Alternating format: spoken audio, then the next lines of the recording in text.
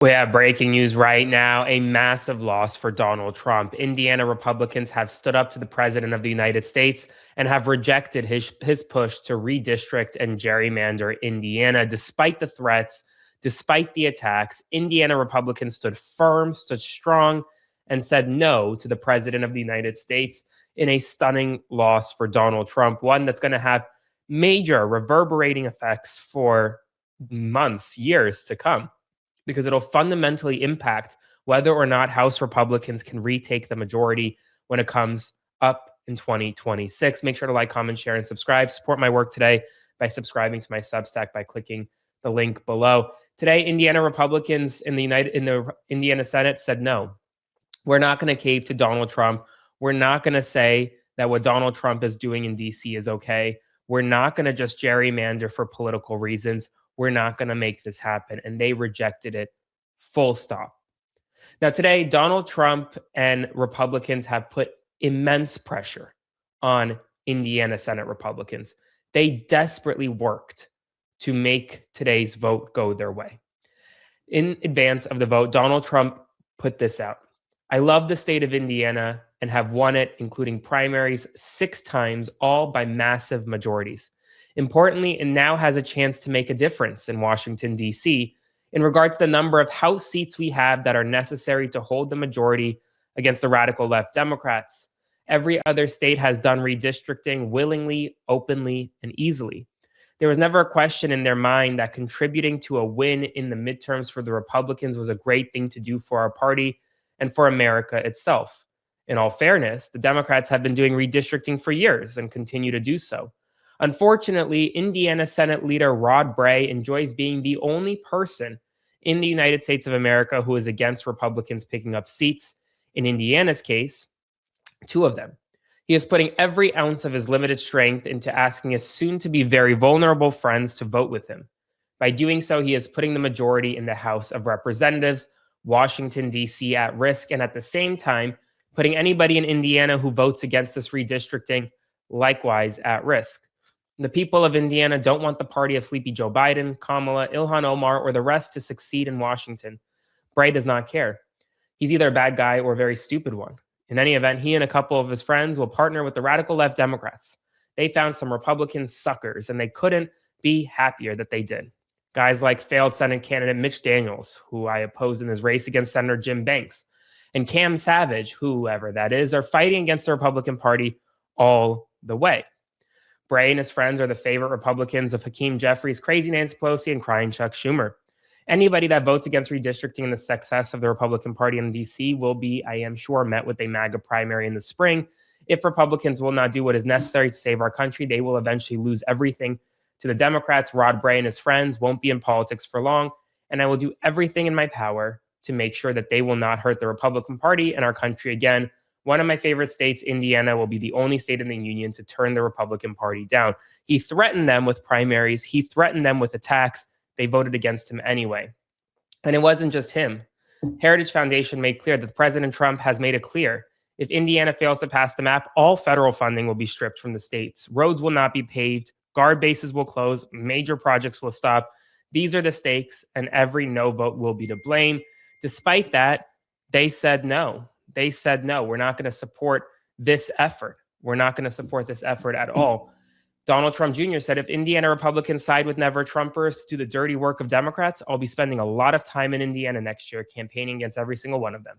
These rhino consultants sabotaging MAGA need to be rooted out of the GOP. J.D. Vance, the vice president, said Rod Bray, the Senate leader in Indiana, has consistently told us he wouldn't fight redistricting while simultaneously whipping his members against it.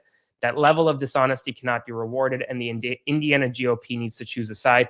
They chose a side. It was not the side of J.D. Vance, not the side of Donald Trump Jr., not the side of the president of the United States. And even one Indiana Republican senator teared up talking about the threats coming from this White House. Now, I think, and you... Small baby last night. I think she's about 5, 6 months old now. And her mother had her in her arms and she was asleep, and she's gorgeous, the baby, I mean. And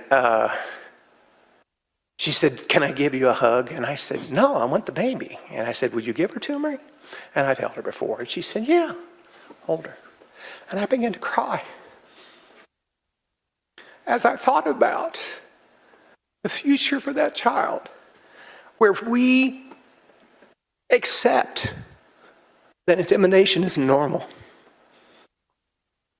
Our rules can't even address it appropriately, but I think you understand the analogy I drew. And I shall refuse the offer for the sake of that child and the future of the state. And you're thinking, oh, it's easy. You already said you're not coming back. You can't be primaried. Well, some little seed in the back of my head says, go ahead and file. I think it'd be the dumbest thing I ever did in my life, but that's what my wife thought when I ran 20 years ago. This is the stupidest thing you've ever done. And you're going to destroy her family. And I said, oh, it'll be okay. She went and talked to me for 2 weeks. She became one of my greatest supporters. Because she said, there's no reason you should be up there. I can't understand it. The political path that you took does not explain how it is you became a senator or how I've held the seat for 20 years. So she says, I know you have a purpose. And I feel like today is that purpose. I may be wrong. All I got to work with is what I can read in the plain English. He's tearing up. He's crying. And well, here's the thing. Republicans admit it. They admitted exactly why they're redistricting. It's for a political purpose. You didn't consider minority characteristics at all in drawing the maps? We wrote these maps for a political advantage for Republicans. Okay, but isn't there a problem in that you have to consider minority characteristics in order to avoid diluting votes? Isn't that a legal requirement? I'm not aware of that. Okay, so how would you admit that by redrawing the district that contained most of Marion County and now dividing that 4 ways and running those districts all the way to the Ohio River is significantly diluting the voting power of minorities who live in Marion County? I can only say that those districts now have a Republican advantage.